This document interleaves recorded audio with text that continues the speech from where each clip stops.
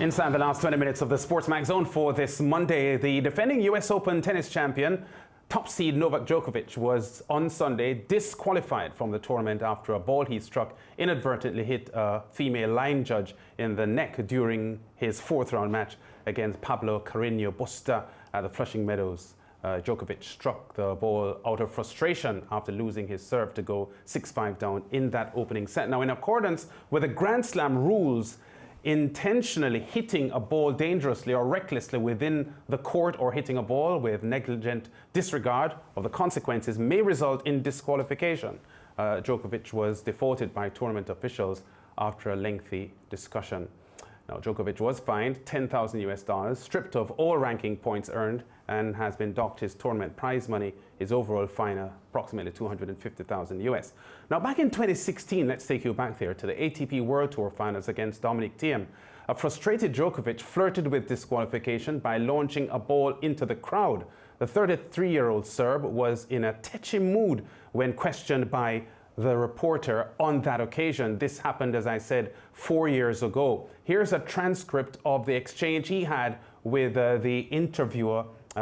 Neil McClellan was at that time. Here's a question from the reporter. Back to the end of the first set, we saw you similarly venting your frustration at Roland Garros, throwing your racket. Does it concern you that one day that will cost you dearly if it hits someone? Djokovic's response: you guys are unbelievable.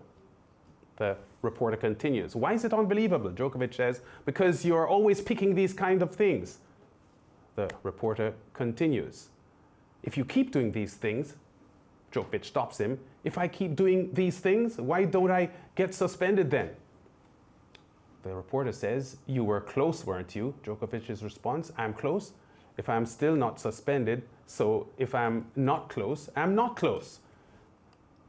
The question continued from the reporter. If that ball had hit a spectator, it could have been serious.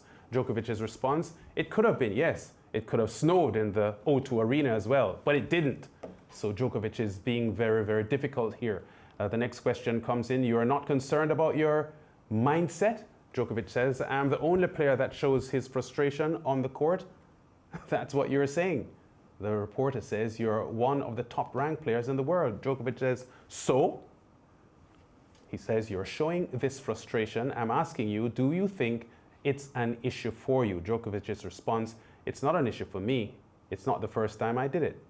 Next question. Well, it ends there. But that was an exchange with a reporter back in November of 2016.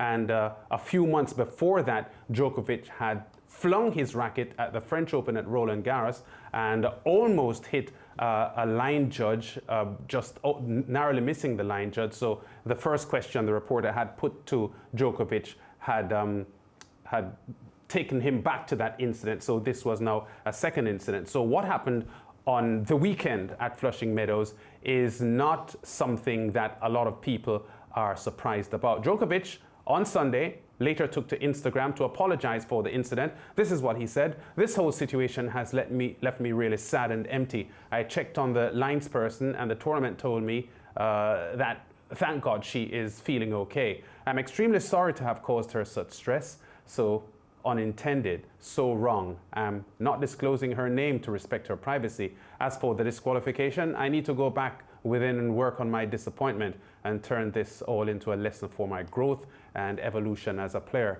and human being. I apologize to the US Open tournament and everyone associated for my behavior. I'm very grateful to my team and family for being my rock support and my fans for always being there with me. Thank you, and I am so sorry. So Djokovic is suggesting that this incident will help him in his growth and his evolution as a player.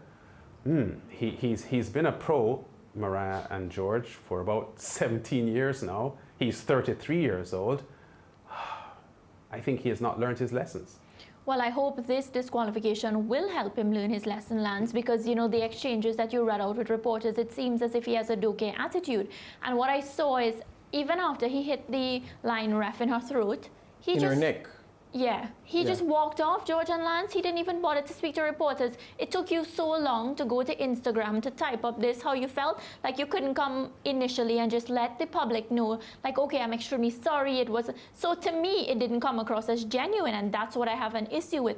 It had to take you some time. Probably somebody typed it up for him, for all you know, the reaction. And of course, I do hope that he takes this disqualification and he goes back and he thinks about it. I feel sort of the US Open is hard done because, of course, we know the quality of Djokovic as a player, and of course, fans of tennis will miss that. But then again, Djokovic needs to learn a lesson, and I think this will set a precedence for all the other players. No matter if you're number one, there are no exceptions for your behavior.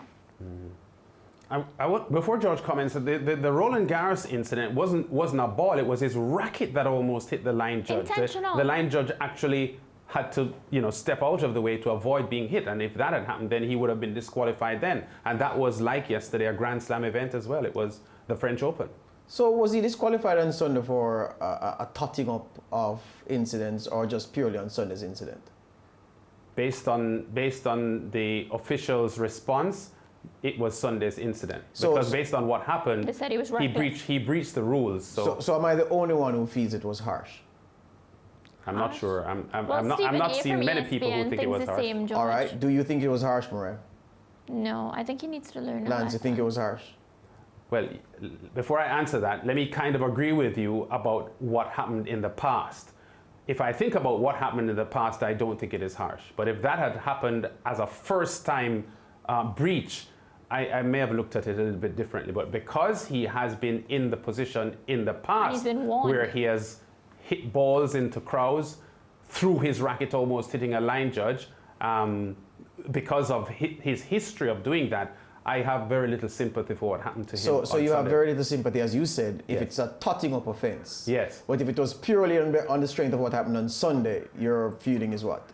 Yeah, I think if I just saw that happening to someone who has had a completely clean record, I would have felt a little, because he didn't hit the ball violently or recklessly. He just slapped the ball behind him, and he didn't really see where the line judge was. So if you look at it purely on what happened on Sunday, you may feel some sympathy. But because of his record and his history, so they fined him $10,000, took away his ranking points, took away all of the money he had won at the tournament so far, and then disqualified him. I think that's incredibly harsh for what happened. When I first heard it, before I saw it, I thought Djokovic had slapped the ball slapped the ball in frustration, and it struck the poor lady in the neck.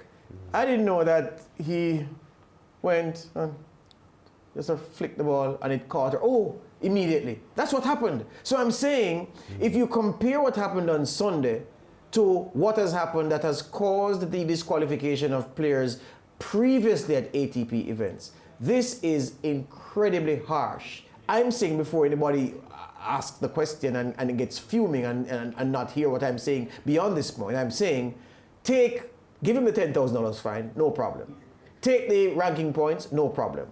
Take the prize money, no problem. But keep him in the tournament, because I'm saying, when you compare this to what David Nalbandian did in 2012, when he kicked a line judge who was sitting, had an advertising board beside him, gave it an almighty kick. I'm not sure how Nalbandian himself escaped injury with the force with which he kicked through the board and kicked the poor old man on his shin. Yeah, Tim Henman, 1995, guilty of an infraction, disqualified. John McEnroe, 1990. There have been 9 incidents since 1990 when players have been disqualified from ATP events for acts on court. This is by far the most tame of all of those. Nick Kyrgios throwing a chair, yeah? Not just tossing a chair, flinging a chair. That's grounds for disqualification. I'm saying a man does this and he gets banned from the tournament, unable to defend his title.